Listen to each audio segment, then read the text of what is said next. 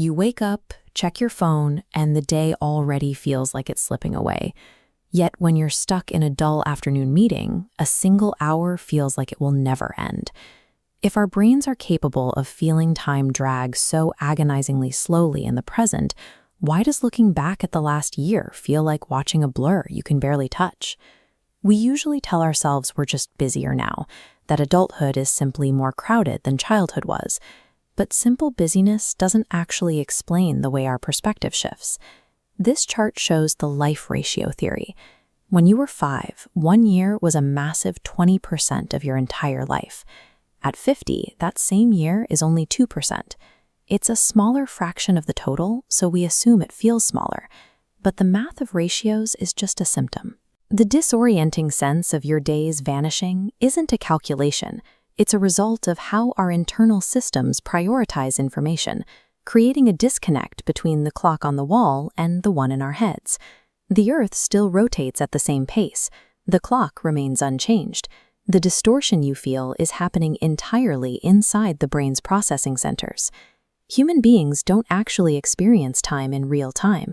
Unlike sight or hearing, we don't have a single organ that picks up a time signal from the outside world.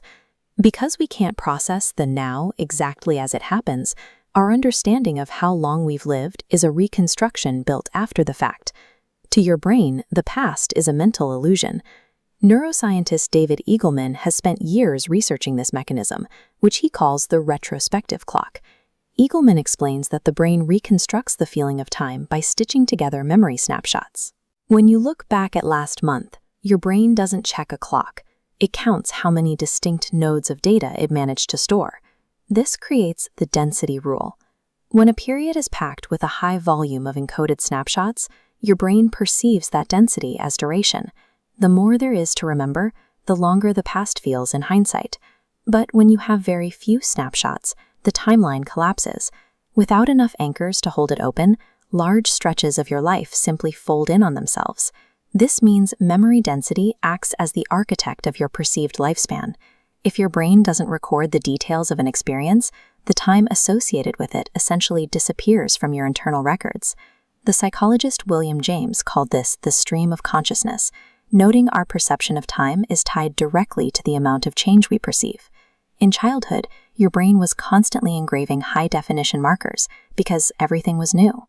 Every first triggered intense dopamine spikes that forced your hippocampus to record the world in vivid detail. Childhood summers felt endless because they were cognitively dense, but adulthood is often a series of repetitions. Wake up, work, scroll, sleep. Your brain is an efficiency engine. Once it recognizes a pattern, it stops recording.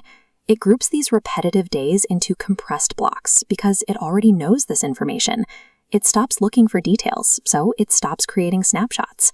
Time isn't actually moving faster. It's being deleted. Your brain is throwing away the duplicate files of your routine, leaving you with nothing to count when you look back at the years. When you feel like a year flew by in a blink, you are looking at the symptom of an unrecorded life. Simply obsessing over time won't fix it. In fact, watching the clock often makes the present feel agonizingly long, while leaving the past just as empty. You're becoming hyper-aware of the passage of time without actually filling it with the data your brain needs to create an anchor. Passively panicking about your time slipping away is a trap. Since the internal clock relies on information density, anxiety alone doesn't stretch your life. It just makes the vacuum of your routine feel more uncomfortable.